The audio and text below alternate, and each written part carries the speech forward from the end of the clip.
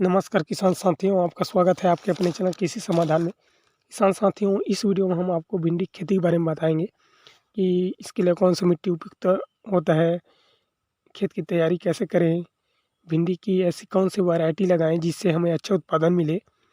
तो हम सबसे पहले बताते हैं मिट्टी के बारे में। वैसे तो भिंडी की खेती लगभग सभी प्रकार के मिट्टी में की जा सकती है, लेकिन जो दोमट मिट्टी होता है वो अच्छा माना जाता है। अब उसके बाद बात करते हैं वैरायटी के बारे में। तो हम कुछ वैरायटी का नाम बता रहे हैं जिसे किसान भाई लगाकर अच्छे उत्पादन ले सकते हैं। इसमें पहला है राधिका वैरायटी, फिर नामधारी, रेशमी, विनस प्लस और एक और आता है हरियर नाम से। इसमें से किसी भी वैरायटी को किसान भाई चयन कर सकते हैं और अच्छा उत्पादन ले सकते हैं। अब बात करते हैं भूमि की तैयारी के बारे में।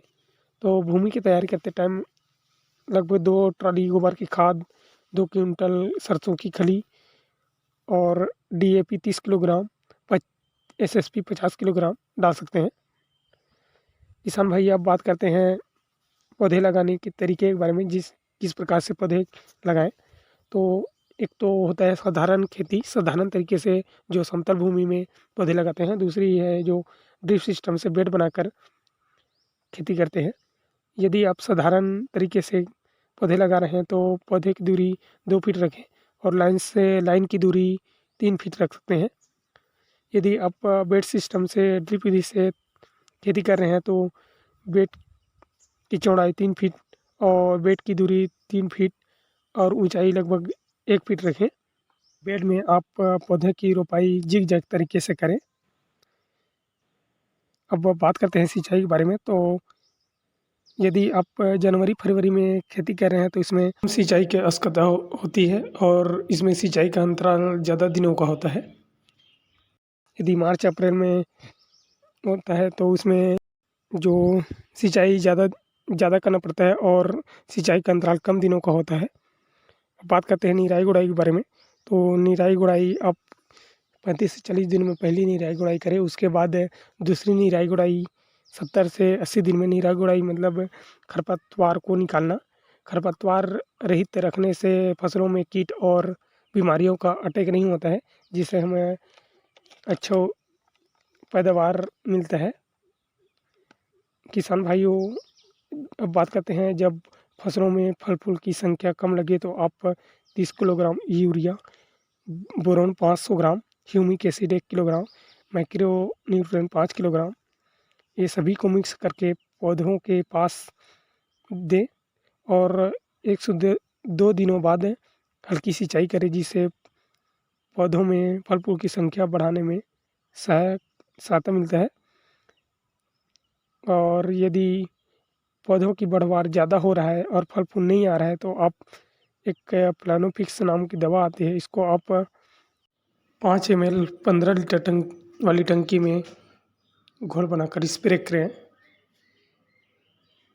किसान भाइयों, अब हम भिंडी की फसल में लगने वाले कुछ कीट के बारे में बताएंगे, जैसे एफिड, जेसिड, इसमें लगता है leaf miner, white fly, caterpillar और फूड बोरर। तो हम एफिड जेसिड के कंट्रोल के लिए कुछ दवाई बता रहे हैं, जैसे कि थियोमेथोक्साम 25% WG फॉर्म में आता है। इसको आप 5 ग्राम प्रति पंप के आधार पर घोल बनाकर स्प्रे कर सकते हैं।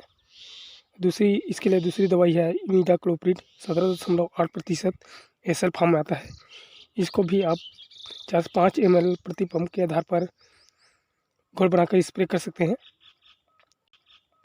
तीसरी दवाई है इसके लिए एसिटामिप्रिड 20% SP फॉर्म में आता है। इसको भी आप 4 से 5 ग्राम प्रति पंप के आधार पर घोल बनाकर स्प्रे कर सकते हैं। किसान साथियों, अब हम बताते हैं जो फ्रूट बोरर होता है कैटरपिलर, उसके लिए दवाई बता रहे हैं इमामेक्टिन बेंजोएट। इसको आप 50 से 60 ग्राम इसका प्रति एकड़ का डोज है। तो आप इसको 5 से 6 ग्राम प्रति पंप के आधार पर घोल बनाकर स्प्रे कर सकते हैं और इसमें होने वाले कीट को कंट्रोल कर सकते हैं। अब बताते हैं इसमें लगने वाले कुछ बीमारियों के बारे में। तो सबसे पहला है पीला सीरा मोजेक। यह रोग लगता है तो से पत्तियों पीली हो जाती है और यह रोग वायरस के कारण होता है। इसको फैलाने का काम वाइट फ्लाई करती है। तो हम वाइट फ्लाई को रोकने के लिए कुछ दवाई बता रहे हैं, जैसे नीम का तेल। नीम का तेल को आप 5 ml प्रति लीटर पानी, मतलब 75 ml प्रति पंप 15 लीटर वाली पंप में डालकर स्प्रे कर सकते हैं। इस प्रकार से इसके लिए दूसरी दवाई है थियोमेथोक्साम। ये भी 25% WG फॉर्म में आता है। इसको आप 50 ग्राम प्रति एकड़ के आधार पर घोल बना के स्प्रे कर सकते हैं। यह कवर एक्स्ट्रा सुपर एकतारा आदि नाम से मार्केट में आपको मिल जाएगा। इसी प्रकार है एसीफेट 75% SP फॉर्म में आता है। ये मेगा स्टार टेगेस आदि नाम से आता है। इसको आप 15 लीटर वाली पानी में 15 लीटर वाली टंकी में 20 से 22 ग्राम घोल बनाकर स्प्रे कर सकते हैं। बात करते हैं दूसरी बीमारी पाउडरी मिल्ड्यू के बारे में। जब पौधे में पाउडरी मिल्ड्यू का अटैक होता है तो पत्तियों में सफ़ेद पाउडर के समान सफ़ेद दिखाई देता है और यह धीरे धीरे पूरी पत्तियों में फैल जाता है। अब हम इसके रोग के लिए कुछ दवाइयों का नाम बता रहे हैं, जैसे हेक्साकोनाजोल 5% इसी फॉर्म में आता है। ये बाज़ार में आपको कॉन्टेस्ट, अलर्ट, टोटल, सितारा आदि नाम से मिल जाएगा। इसके लिए 1 एकड़ का डोज है 400 प्रति एकड़ और इसको 15 लीटर वाली टैंक में 30 ml डालकर घोल बना के स्प्रे कर सकते हैं।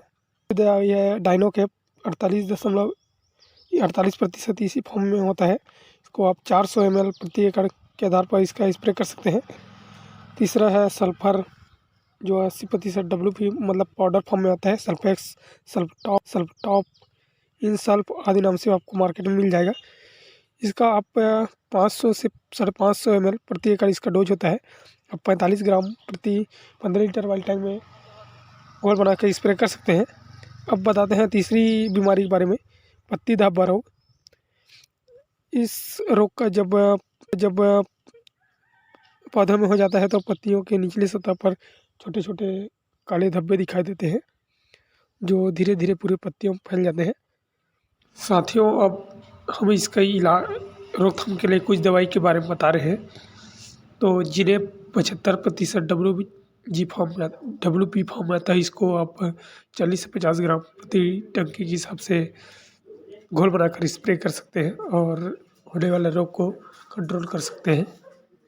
यदि यह वीडियो आपको अच्छा लगे तो वीडियो को लाइक करें, अधिक से अधिक शेयर करें और यदि आप हमारे चैनल में नए हैं तो चैनल को सब्सक्राइब करें, साथ में बेल आइकन को भी दबा दें, जिससे हमारे चैनल में जो भी नया वीडियो आए उसका नोटिफिकेशन आपको सबसे पहले मिले। धन्यवाद।